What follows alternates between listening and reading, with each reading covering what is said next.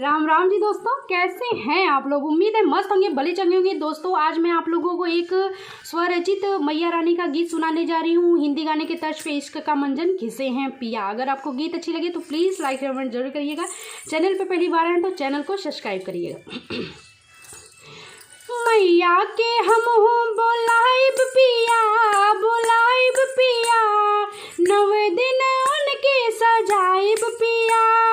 मैया के हम हूँ बोलाइब पिया, बोलाइब पिया, नवे दिन उनके सजाइब पिया।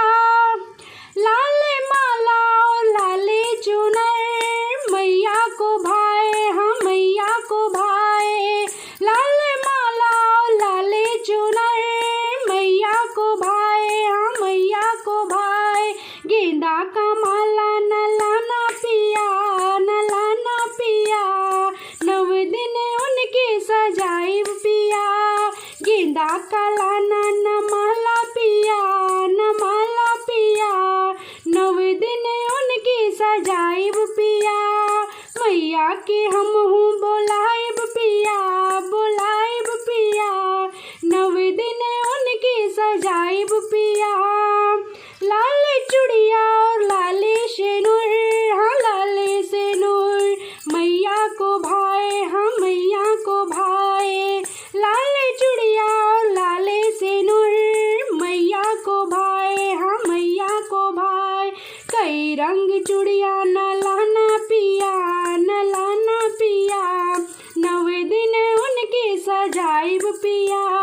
कई रंग चूड़िया न लाना पिया, न लाना पिया, नवे दिन उनके सजाइब पिया।